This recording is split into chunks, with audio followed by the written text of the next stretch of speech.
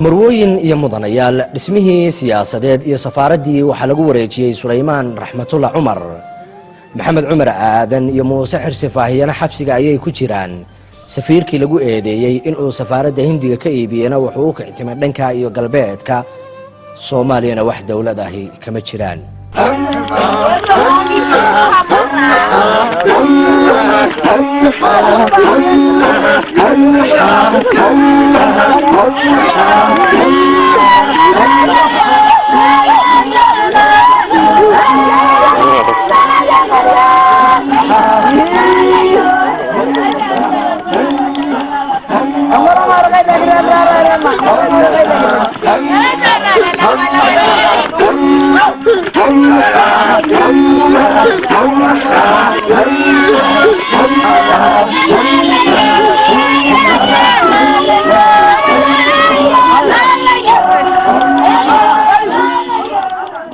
حقيقة وحلا حساب كرمه والله مركان رد كهذلو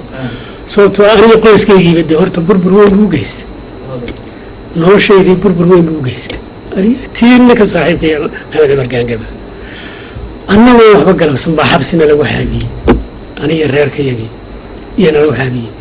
دولة إسكاي قرب تاكتو ونجا قبتو ونجا بتبادل سنة ما ننسى إنه عدلنا لقى عليه waxaan lagu haystaan waxay ahayd hantidaad Soomaaliyeed adeero iibma gashay iibka laga dhahay inta dambiga kaliya lagu haystay lagu dilay intaas ah xabsiga wuxuu baan la geliyay yakiin ku yaala oo tuugta la isugu keeno oo sakhraanka la isugu keeno oo kuwa dadka laaya la isugu keeno ayay noqotay ragayga madaxda inuu qolag seexano oo aanu cunto la cuno أنو سفلق الله وأنو مالكو القبيسنو هي نقطة حق مسكهانا حاس كي يرير كي يحمل واي مركلي إني حالة داكو صور دعان وأنا فهمي كرين صوبتو هاي تاين أنا يجي فهمي كرين رنتيو هاي هاي الرين من أول بمركات كيكتو نور شيء دي جبوين قارسي سيبه 25 bishii January 1995 ayaa xabsiga loo taxaabay Muuse Xirsi Faahiye iyo Maxamed Cumar Aadan xeelad ahaana xariga Faahiye iyo gaange waxay Suleymaan Raxmatullaah Cumar ugu toosnayd in uu dacwada guriga ka barbar furo mid kale oo ka culus si loogu ilaawo tii guriga kolkii xabsiga la dhigay labadoodana waxa uu malihiisu ahaa in uu ka nastay dacwadii safaaradda hayeeshee kashooda labada nin kolna kumay soo dhicin haddii ay xidhan yihiin in ay ka baaqsadaan dooda iyo dacwadda ay ugu jiraan in safaaraddii dhismihii siyaasadeed ee Soomaalida dacwadeeda la sii wado carabkooduna waxa uu la mid yahay eebow markaan baahanaba waan ku barinaaye biidka qarsoon lama arkiyo baabaad moogtahay bareer iyo qarsoodi baaduu ku bayaan yahay in bilaashna loo haysto waa ku baxsoon tahay biryoonaha waxay noo gasheen baadil iyo xoogi banaankiina noo qoonsaday iyo baaraxnimadii markiina la xiray ma naanis deeg waa leedin xiray bal kiiskiina noo sidaa isu badbaadin lahaydeen falowgeed qabtay ismaanaan oran weli hantidii la kala dhacay baa noo muuqata okay annaga waana la xiray sidiisa kiisku haw socdo annaguna dacwad baanu ku furnay Hindiga waanu leenahay hantidan la kala iibsan maayo looyaraan u qabanay 3 looyar baanu qabanay qofka bini'aadanka waxa hogaamiya dameerkiisa hogaamiya askariga caadiga ah muwaadinki markuu front ku dhimanayo wuu yahay inuu dhimanayo laakiin malaha haba yaraatee inuu shaki iyo maxaan ku yiraahdaa si kala ma fakataayo mar hadday ku qabsato arintu oo lagu yiraahdo calankii waa la furayaa calanka waa la furayaa waxay la tahay inuu qofka muwaadinkii ay ku qabsataa xaaladaas inaan u lahayn kala doorasho badan inaan u lahayn inuu ku qasban yahay bacdama uu diiday bacdama lacagtii diidnay waan goosanay inaan daafacno waxay khasab noqotay daafaca wax kasta dhibka saan kala kulanay inaan ku wadno marnaba niyadayadu hoos uma dhicin oo yani kamaanaan shallaynin umaanaan odhan malaha waxaa roonayd inaad lacagta iska qaadataan waxaanoo dhigeyd ma soo gaadheen marna naguma soo dhicin sidii ay ahayd dagaalka ayaanu u galnay oo aanu ku wadnay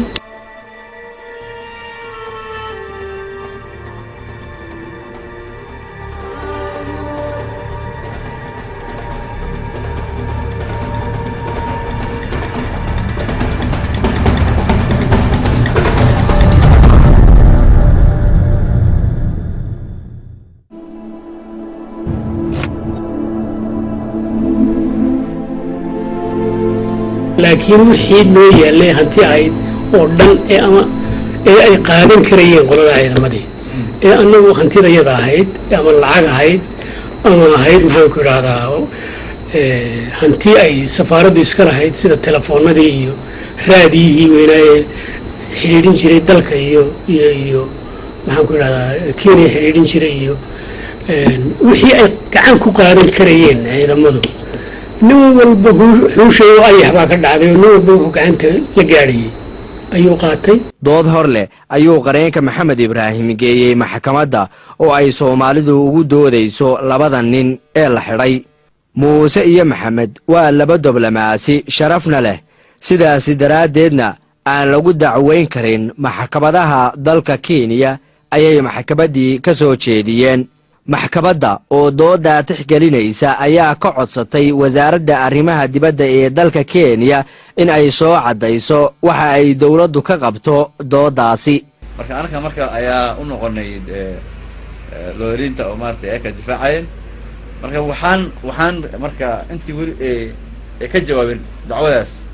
waxaan maxkamadda horkeennay dood oo leedahay inay nimankan yihiin maartay diblomaasi oo maartay aan lagu dacweyn karin maxkamadaha waddanka Kenya oo ay qabaan waxa la dhaho loo aqaano diplomatic immunity sharciga international law. asagoo cuskanaya in ay yihiin diblomaasiyiintuna waxay leedahay wax la yiraahdo immunity waxa waa inaan la xiri karin.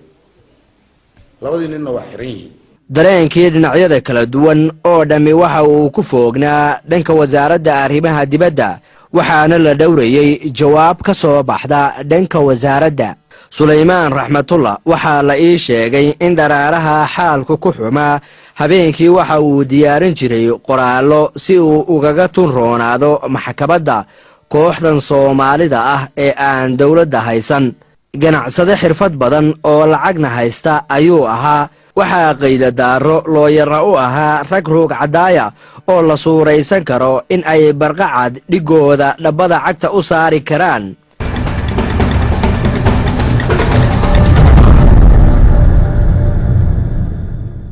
wasaaradda arrimaha dibadda iyo xidhiidhka caalamiga ah ee dalka kenya oo tixgelinaysa codsigii maxkamadda ayaa waraaq caddayn ah oo wasiirka wasaaraddu ku saxeexan yahay soo saartay. dowladda kenyana markii dambe waxay tiri safaaraddaani iyo safiir iyo ma ay lahaa diplomatic status waxa la yidhahdo ma ay lahaa. marka maxkamadda waxay ka codsatay wasaaradda arrimaha dibadda Kenya inay soo caddayso waxay ka qabto dowladda Kenya arrintan ay joogto. marka wasiirka arrimaha dibadda ee Kenya markaas u joogay oo haddana wasiirka madaxweyne ku-xigeenka waddankan Kalonzo Musyoka ayaa marka wuxuu soo qoray waraaq sharciyaan oo certificate uu ku caddeynayo sida uu dhacday Somali government 1991 inay dowladda Kenya ay aqoonsaneen wax dowladda oo maartay meesha jirto ee aqoonsaneen wax diblomaasi oo Soomaaliya masalayo. sida la awgeed wuxuu yiri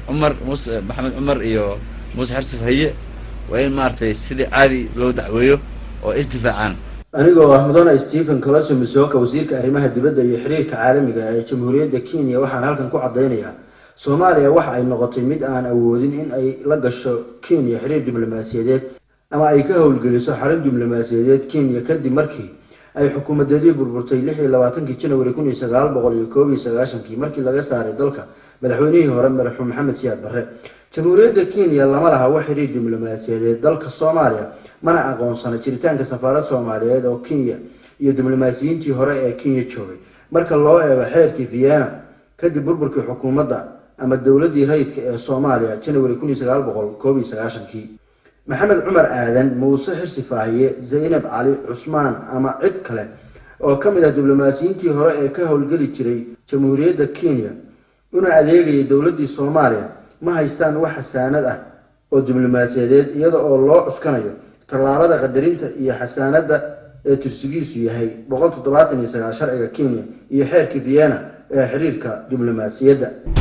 fallaadh wadnaha lagaga tumaatiyey sideeda oo kale ayay Soomaalidu u arkayeen waraaqdaas oo murti ahaan maxkamadda u cadaynaysay in maxamed cumar aadan iyo muuse xirsi faahiye aanay haysan wax sharaf diblomaasiyadeed ah. sharciyaqaanadii u doodayay safaaradda talo ayaa ku caddaatay, dharaarahaasna cagta ayaa ku badatay xarunta Ibrahim an Isaaq. dhinacyo badan baa u haystay in waraaqdani soo afmeertay dhaqdhaqaaqii Soomaalida.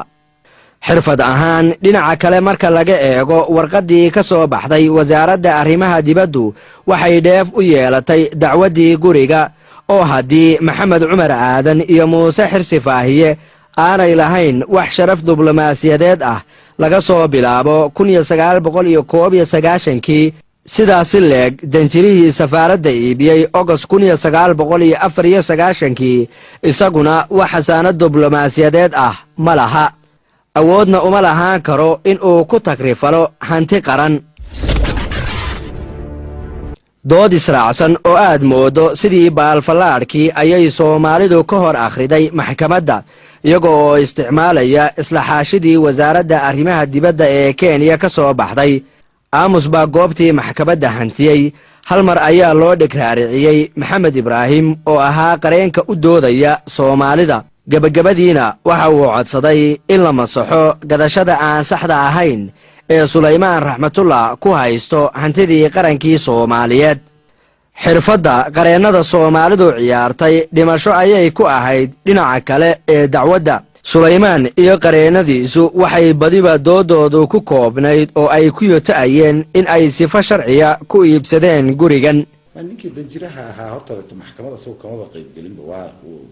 lacagtii iyo wixii markuu operationkii galay oo waaba iska dhoofay Ingiriisku degay. ninkaasi kiis ma gelinba. laakiin ninka Hindiga wuxuu ku doodayaa inuu si xaq ah u iibsaday dhulkan uuna ka iibsaday ninkii sharciyan u lahaa inuu iibin karo oo ahaa safiirka. wuxuu ka doodayaa wuxuu leeyahay dhulka waxaa ka iibsaday nin meeshan safiir haya ka ahaa waraaqo ayuu meesha keenay uu leeyahay saa i seexay. wuxuu leeyahay dowladda i seexday isaga ninkaas ayuu leeyahay ayaan ka iibsaday i seexay. sharci ahaan haddii la yiraahdana markii dhul saas kala iibsanayo waa in golo wasiiro ay shiraan ay approve gareeyaan baarlamaanka la marsiiyo madaxweynaha oo ka dhiga decreto process bay soo maraysaa. hal nin ama wasiir ama qof kaliya ama safiir iskama seexi karo iskama iibsan karo. ninkii iibiyeyna waddanka iskaga tegay ninkii Soomaali ee ahaa safiirkii ugu dambeeyey ay Soomaaliya u soo dirto waddanka uu iskaga tegay. waxaan taleefan u diray oo isku dayay in aan la xiriiro Sulaymaan Raxmatullah Cumar oo aan ka warsado dacwadda iyo dhankiisa, ha yeeshee wuu ka cudur daartay. marlabaad waxaan ka codsaday qareenkiisu inuu noo warramo, ha yeeshee isaguna wuu ka cudur daartay.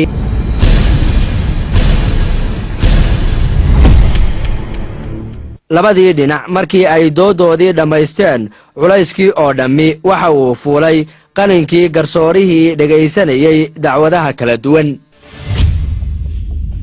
fadhigii maxkamadda ee 27 Maarso 1996 oo uu fadhiyo garsoore Ole Kuwa ayaa cod sare amar maxkamadeed ku dhawaaqay. qiilkaas baana wuxuu keenay in la banido gurigii in ninkii uu hantiyo. markaas court injection waxa la yiraahdo uu soo rogay, yaani inaan gurigaas iyo dhulkaas midna tagi karin ilaa haddana waa sidii. marka maxkamadda way nala garatay arintaas way nala ogolaatay inuu maartay Axmed Sheekh Maxamuud inuu awood u lahayn 94kii inuu مثله أما Somali government أما Somali embassy سأل أوجد وحد حسي محكمة ده order court order بيد حسي وتاريخته 27th of March 1996 وما تدل على مارسو sagaashan iyo lixda inuu maaragtay gurigaas inay maaragtay la gadi karin la wareejin karin la kirayn karin maaragtay la qaybin karin adigu waxaa waye inuu la taaban karin sidiisaba guriga marka waxaa laga xiray wuxuu noqday guri oo maaragtay undercourt order laga bilaabo sagaashan iyo lixda mataqaanaa iyadoo oo maxkamadda ay tiri ilaa iyo amar dambe dhulkaas waa wuxuu noqonayaa dhul iska xiran lama degi karo gurigaasna sanad markay socotay markaa dacwaddaasi labadaa qodob ee looyaradii iyo annagii aan wada hadlaynay waxay ku dhammaatay inaan annagu dacwaddii helno oo xaakimkii oo xukumo uu yidhaah waxay ahayd hantidan inay dowladda kenya hayso mar haddii dowladdii soomaaliyeed burburtay hadday ka baaqsatay xilkaa dowladda kenya waxaa xaq bay ahayd faahiye iyo saaxiibkii inay maxkamadda keenaan waxaan u go-aamiyey xaakimkii inaan hantidaas la geli karin siday u samaysan tahay wax laga bedeli karin la iibin karin waxba lagu dari karin ilaa ay si rasmiya maxkamadii ay u dhegaysato bal waxaa meesha ka dhacay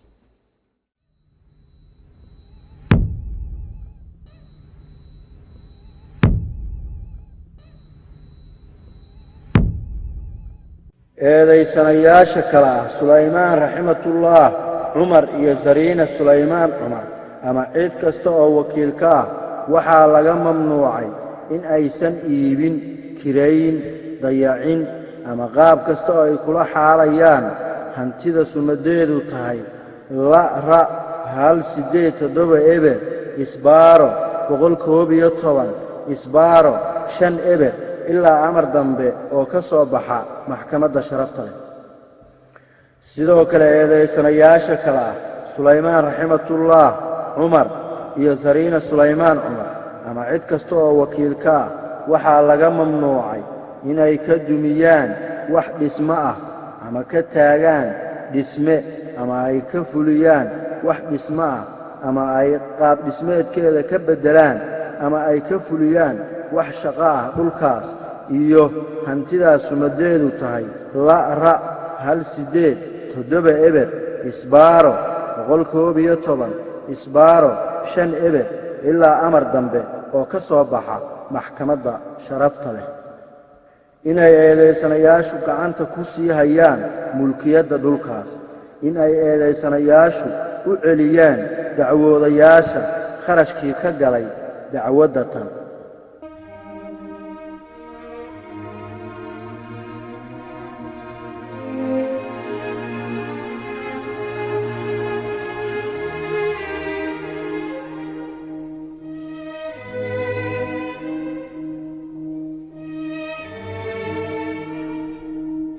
jaaliyadii Soomaalidu aad bay ugu faraxday go'aankii maxkamadda banaanka hore ee maxkamaddana waxaa dhoobnaa dad aad u tiro badan oo u soo baxay in ay ka war helaan go'aanka maxkamadda amarkii iyo warkii ka soo baxay maxkamadduna si dhaqso ah ayuu u dabayla raacay bari iyo bogoxna waa lagaga haasaaway marka maxkamaddii maxay amarkeedii ku soo goysay wuxuu ku soo goysay inaan la gadi karin guriga oo jamhuuriyadda Soomaaliyeed leedahay isagoo meeshii gafuur xumaan ku niri lacagtiina waa kaa luntay sharaftiina waa kaa luntay huuraale waana ku kala tagnay dib ismaan arag sharciyaqaanadu waxay xiriibdheeridooda kooxdii Soomaalida ahayd kula taliyeen in ay naawilaan dawlad dalkooda ka dhalata waxayna miciinsadeen in ay dib u dhigaan wax kasta ilaa subax khayraad Soomaaliya lagaga waabariisto khasab waxaa la sugayay in qaran Soomaaliyeed oo ku muddaca arrintan soo baxo waa mid maxaa yeelay waa la hubay mar walba waa yani dhulalku waxay leeyihiin title deed waxa la yiraahdo yani lahaanshaha dhulka meel kasta oo ka register marka dawladda Soomaaliya aan ku register garaysnay si xaq darro ah hadii loo iibsaday marka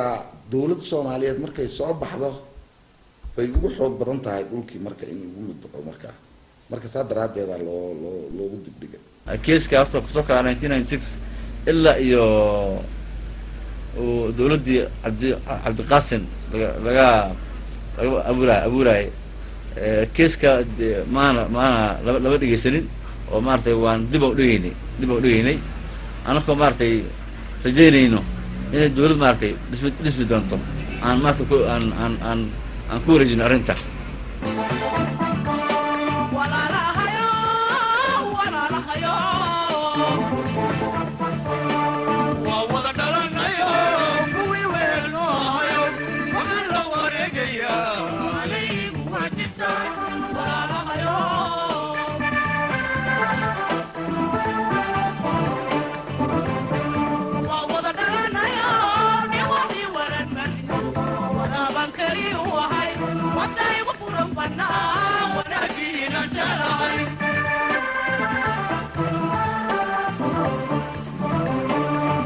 nayaayiro wanaagsan baa gashay kooxdii ku howlanayd dacwaddii safaaradda markii mudane cabdulqaasin salaad xasan madaxweyne soomaaliyeed dalka jabuuti loogu doortay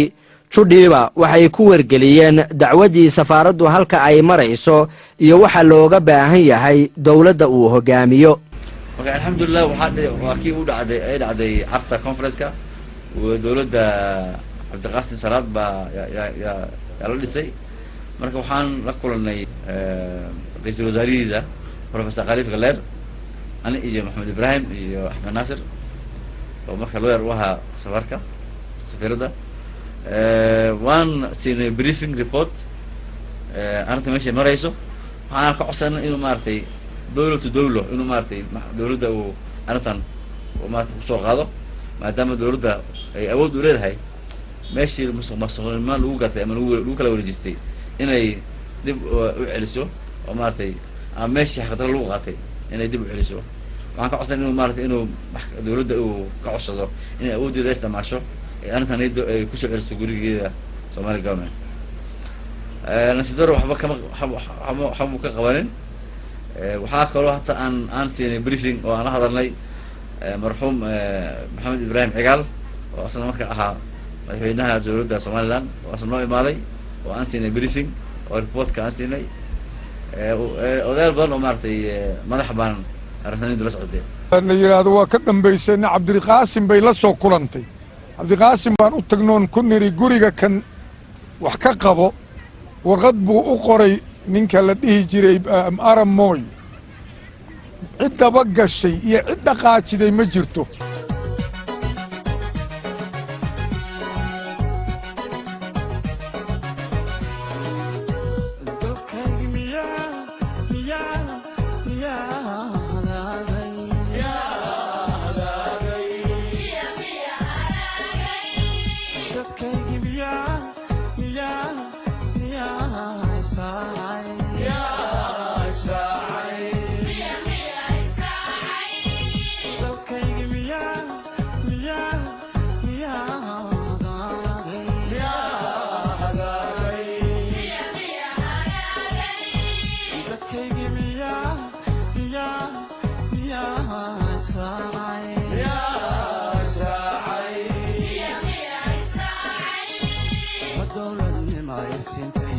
mar kale ayaa dowlad ku meel gaadh ah lagu dhisay dalkii ay dacwadda safaaraddu ka socotay oo kenyana waxay ka mid noqotay dowladihii ugu horreeyey ee aqoonsada danjirana u dirsada dalka soomaaliya kadib waxaa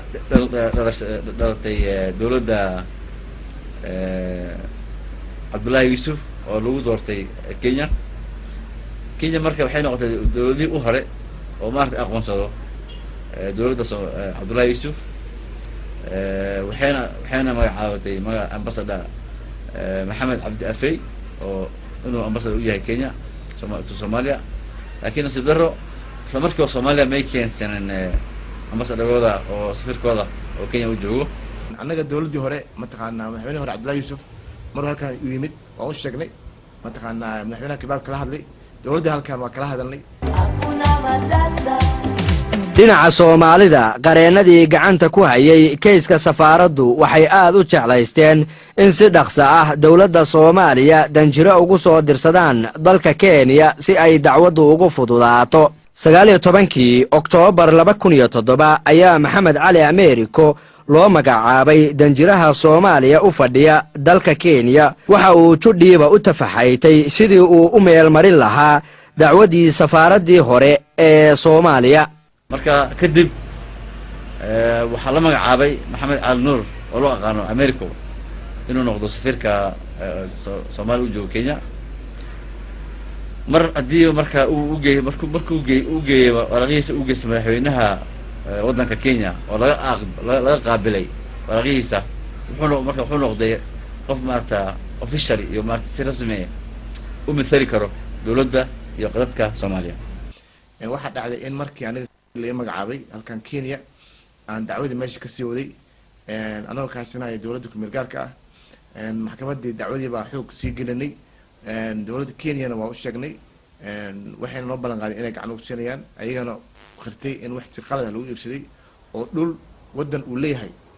qofna oo iska iibsaday dirinta sharciyeed kolkii hore waxay u dhaxaysay muuse xirsi faahiye iyo maxamed cumar aadan iyo waa dhanka kale ee sulaymaan raxmatulla iyo haweenaydiisa laakiin markan waxaa muhiim noqotay in dawladda ku-meel gaadhka ah ee Soomaaliyeed lagu soo daro si ay dacwadda qayb uga noqoto waxaan markaa ka codsanay maxkamadda maadaama markii aan kiis bilaabaynay aan ku bilaabnay magacyo shakhsiyaad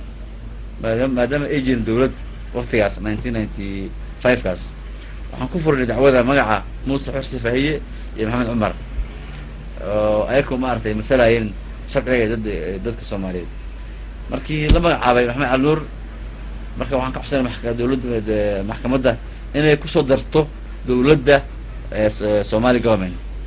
maadaama ay leedahay maartay safaarad ay leedahay ambassador maxkamadda marka waa naga ogolaatay waxaa lagu soo daray dawladda inay ka tahay dad qayb ka mid ah dacwada dooda dirirta sharciga ah markii hore wuxuu u dhaxeeyay ninka la yiraahdo Sulaymaan iyo labada nin oo kala ahaa maxamed cumar gaange iyo muuse faahiye bay u kala saasay u dhigeen dhowr iyo 10 sano saas ku soo socdo labada nin oo Soomaalida ah oo uu ka soo horjeedo ninkan Hindiga bay laakiin hadda fartu saa ma dhigna hadda waxa weeye dawladda Soomaalida iyo safaaradeeda Kenya oo uu ka soo horjeedo ninkii Hindiga ahaa yaani hadda taas aan loo ogolaaday maxkamadiina ogolaatay dhulkan inaanay labada nin lahayn Soomaalidu leedahay Soomaalidana hadda waqtiga halkan Kenya waxa wakiil uga ah safaaradda waxa jira waqtiga wixii maxkamad ayaa la mariyaa ninkan Kenya oo saashirta Hindiga u dhashay guriga si sharci taro ayaa loo qoray title deedka ama waqada mataqaanaa dhulka ayaa loo iibsaday marka waa in laga wareejiyaa loogu soo qoraa Soomaali lagu soo qoraa way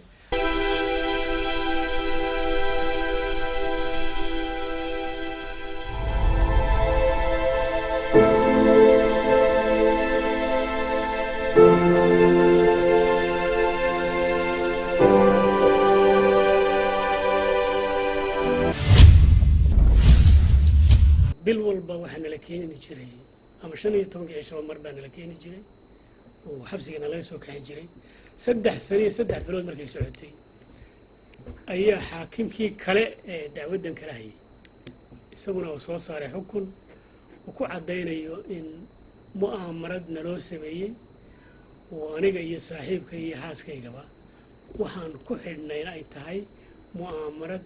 aanan wax dembiya haba yaraatee hub oo ku saabsan hubka inaan gelin kaasi halkaas uu ku xidhmay markuu xaakimkii xukunkaas soo saaray oo nala sii daayay waa 3 sano iyo 3 bilood ka bacdi marnu jabnayba wey marka alxamdulillah waa isdifaaceen difaacooda subinay kiiska u dhamaaday waxa gaf baa lagu waayay waana la fasaxay maxkamadda way fasaxday 3 sano iyo 3 bilood ka mid ah maxaabiis baaban ahayn oo waxaad qiyaasi kartaa maskaxiyan iyo dhaqaale ahaan inta naga baaqatay maana shaqaysan karin reerahayagii way ku burbureen xaqiiqatan way ku burbureen maskax ahaan horta lamaba qiimayn karo dhibaatada naga gaadhay arrinta sulaymaan raxmatullah oo kaashanaya waaye aragnimadiisa ayaa u degdegay dhanka maxkamadda waxaana uu ka codsaday in haddii uu dacwadda ku guulaysto aanu kharashkii ka galay dacwadda soo jiidantay sannadaha ka helaynin dhanka dawladda Soomaaliya maxkamaddiina waxay ku wargelisay dawladdii Soomaaliya in muddo 30 casho ku siman ay 3 milyan oo shilinka Kenya ah maxkamadda horumaris ahaan ku keenaan si ay dacwaddu u sii socoto kumaysan dhaafin wakhtigii loo qabtay ilaa dawladdii federaalku lacagtii ku soo xeraysay maxkamaddii nimanka la dacweeyay hindiga waxay ka doodeen maxkamadda codsi ay keeneen maadaama dowladda egeed ay qayb ka noqotay waxay dhaheen haddii aan lacalla ku guulaysano keeska qarashkayna markaa si aan ku heli karno ma jirto maxaa yeele nimankan waa niman ajnabi waaye waa dowladda waaye waxay qabaan sovereign immunity marka waxay codsadeen maxkamadda inay u amarto in qarashka maxkamadda la keeno marka maxkamadda marka waxay amartay dowladda Soomaaliya iyo dadka dacwada fure inay soo dhigaan maxkamadda ay deposit ay keenaan lacag gaarayso 3 milyan oo lacag Kenya ah waxaana la siiyay 30 bari gudahood in lagu soo lacagtaas marka aad buu u dadaalay ambassador America waxaan la hadlay Ali Geedi marka lacagta waa la keenay waa la soo xawilay waan ku shubnay maxkamadda haddii aan ku shubi lahayn lacagtaas siido keeska marka waa la tuur lahaa gurigana wuxuu u xari lahaa ninka hindiga laakiin aad bay u dadaaleen inkastoo ay qarashkooda iska yaraa lacag ay ahayn laakiin arintaniido muhiimad bay siiyeen lacagtii way soo gureen waa soo xawileen waana keeneen tiin hadda magin lacagta maxkamadda lama siin hindiga laakiin waxaa la geeyay deposit maxkamadda ay taallaa haddii lacalla ay ku guulaystaan inay qarashkooda loo siiyo lacagtaas depositka way jirtaa dowladda kumulgaarkana way dhiibtay maxkamaddan waa la geeyey mataqaanaa wax xaggeena daadir ah ma jirto ninka dhulka haysta oo gatay horta waa nin xariifa isaga xataa oo xirfadda shuruucda iyo systemka sida loo isticmaalo nin aad u yaqaan weeye awal la ku talagalayba inuu sidaas ku duudsiyo isagoo og dhulkan inay safaarad lahayd uu gatay because wuxuu hubay inuu isagoo systemka isticmaalahaya uu la meel mari karo farsamooyinka uu isticmaalayna ka mid ahayd mar walbaba inuu delay tactic inuu dib u dhig iyo waxyaabo yar oo inuu ku shaqaysan jiray markuu qiil usoo arkay buu wuxuu yiri qoladaani hadhowto kharajka maxkamadaha iyo dacwadan aad saa usoo dheeraatay kharash badan weeye nimankaan hadhow ma dhiibi doonaan buu yiri marka arrintaasna waa uu kusoo adkaaday oo waxaana la yiri marka waa inaad dhigtaan deposit lacag deposit hadhow haddii bahasha laydinka adkaado waa inaad dhigtaan in fact dowladdan u barnignay bacda shida wa tacab 3 milyan oo shilin bay ahayd oo maxkamadda la dhigaayo markii dambana annagoo dhowr cisho noo hartay waa la keenay lacagtii waana la dhigay sidii baan ku baxsanay asagu wuxuu qabay inaanan helayn intaan iska daba laalaabanayno in arrintii nagu dhacayso oo hadhowna meeshaas uu kala baxo gurigii iyo hantidii waa hagaaga daawadayaal iminka ayaan idinka jawaabi doonaa su-aal sida roobka oo kale ay igu soo daadanaysay kadib qaybtii koowaad ee barnaamijka markii ETN laga baahiyey oo haddii aad sheegteen in safaaradii Soomaaliya la iibsaday halkee bay hadda Soomaalidu safaarad ahaan danahooda ugu gutaan yaroo dhalatay guri kira ah oo galbeedka kiradiisa laga soo bixiyo ayay Soomaalida Kenya joogtaa ku muraadsataa safaaradda haddeertan Soomaaliya waxay ku taalaa dabcan Nairobi xaafadda Haligam waxaan deganahay guri kira ah gurigaas kiradana waxaan bixiya kiradiisa donor groupka dowladaha EU-da ayaa bixisa guri naga bixisa ilaa gurigeena anaga ka helin kaalmadana mataqaana kaalmo ma aha mataqaana iska jiraysa abadiye ma aha saas ayaa anaga hadda dadaalkeena aan xoog u saarnay in gurigeeni aan helno si mataqaana aan kaalmadan ugu baxno dowladda kale waxay diyaar u tahay ayadana ballan qaatay anag igu gacan siin doontaa inay ballan qaadeen in arrintan aan sii wadno dhulkeena soo ceshano gurigan kiradana ka baxno oo anaga guri aan leenahay aan degno waa garan kartaa mataqaana guri aan leedahay iyo guri kiro way kala duwan yihiin meeshaasna waa meel aad u weyn mataqaana uu mataqaana xafiis iyo guriba noqon kara marka dowladana iyadana sidii saas ayay leedahay dowladda Kenya waa la hadashay in dhulkeena soo ceshano mar walba markii dowlad saan oo kale u burburtay la dib loo dhisayo horta dhibaato badan baa laga kulmaya dhaqaale xumo farsamo xumo aqoon darri waxyaabo badan oo tiro badan baa laga kulmaya annagu hadda gurigaan ku jiraa waa qaali weeye runtii waxaana kharashkiisa bixiya UNDP $3,000 baan bishii ku jiraa lacag u dhow marka waxaa noo fiicnaan lahayd gurigeena inaan ku jiro oo lacagtaasina noo baaqato hanti aan uleenahay oo walwal ijaariya uusan nahayn magaratay marka insha Allah waana la gaari doonaa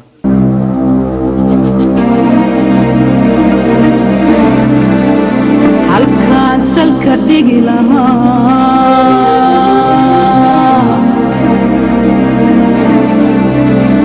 geedigu ku dhammaan lahaa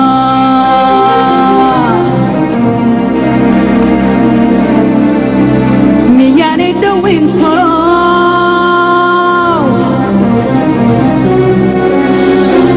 dadyahow dheeraa wadadu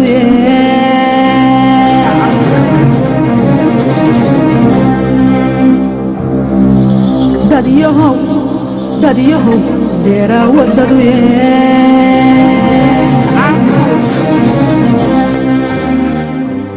muddadii aan baadhitaanka barnaamijkan wadnay waxaanu la xidhiidhnay dhinacyo kala duwan oo si uun wax uga ogaa safaaraddii hore ee qaranka soomaaliya ee la iibsaday haddaba dadka dareenkoodu waa mid intee leeg rajada ay ka qabaan in ay dib u soo noqoto safaaraddii hore ee qaranka soomaaliya uu ku lahaa dalkani Kenya in aan filayo in arrinta ay soo dhamaan doonto go'aan la gaari doono waxaan rajaynaynaa in dhulkaas iyo wax ku yaalaba aan soo celin doono oo markaasna hadduu ilaahay raadaan calankii aan ka taagi doono oo noo soo laaban doonto rajada waa 100% waxaan dhihi karaa waa 200% inaan dhulkeena soo helno insha Allah tacaala waan jecelnahay hadduu ilaahay raadaan markaan tegaynana ETN martaqaadina inay iidana naga duubto hadduu ilaahay raadaan rajadeenu aad bay u fiican tahay hadda in gacanta Soomaalida uu soo galo gurigiisa safiirku hadda idin sheegay waa dhamaanaysaa insha Allah aad baan ugu rajo weyn waa 95% laakiin aniga nafsi ahaantayda arrinta maalin walba aan la yaabo markaan ag maro guriga Soomaalida ee safaaraddan u ahaan jirtay waxaan isweydiiyaa gurigii uu deyn ku xiran yahay oo lagu xukumay cid geli karta ninkii iibsaday agteeda ma mari karto gurigii oo sidii u xiran uu qofulku taagan yahay waxay ku dhacday ayaan garan waayay marka rajadeedu waxa weeyaan Soomaalidu inay u timaado guriga oo ay qaadato insha Allah bidilaa kareem waxaan rajaynaynaa inaan ku guuleysano keeskaas inkastoo maxkamadda hadii aan maartay la siin karin garantiin aan bixin karin oo maxkamad kees meel si kasta uu dhici karo laakiin waxaan aad u rajaynaynaa inaan maartay ku guuleysano maxkamadda ayaa martay in dib loo siiyo dhulkaas dowladda Soomaaliya horta guriga adeer waa la helayaa shakinin laakiin hadda guri meesha kuuma yaal waa la dumiyey waa la baktiistay waa la tirtiray waa la jajabiyey guri paradise oo ahaay guriga waa la helayaa oo in la helayo waa aadan ugu rajo weyna laakiin dalkii ka weynaa baan ka baqayaa inaan dhumino adeer aniga himiladeyda ugu weyn xaqiiqatan aan filayo saaxiibkayna inuu la qabo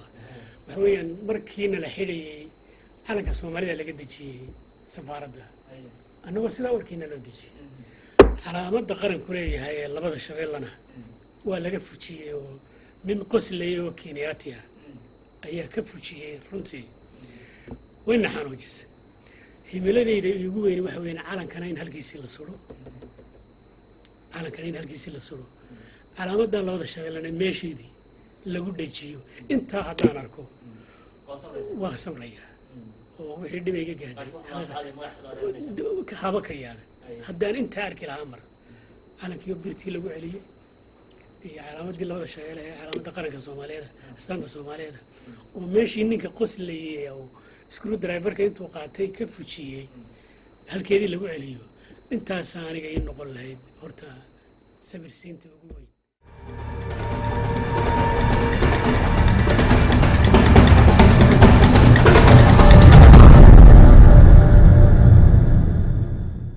hadda keeska lama dhegeysanin waxaa la dhegeysan doonaa insha Allah biidnillahi kariim taariikhdu markay tahay 8 bisha 10 October 2009 maxkamadda High Court-ka wakhtiga ayaa ballan inoo ah haddii Soomaalidu ay ku guulaysato doodda ay ugu jiraan inay dib u hantaan safaaraddoodii iyo haddii kaleba waxaynu isugu iman doonaa kolka ay maxkamaddu wareegga u dambeeya isugu timaado kayskii soo taxnaa tan iyo 1995kii halka u dambaysana waa bahda fogaan aragga bariya ETN oo u mahadnaqaysa dhammaanba intii barnaamijkan ka qayb qaadatay iyo anigoo ah cabdirashiid maxamed xaashi oo idin leh assalaamu calaykum waraxmatullaahi wabarakaatuhu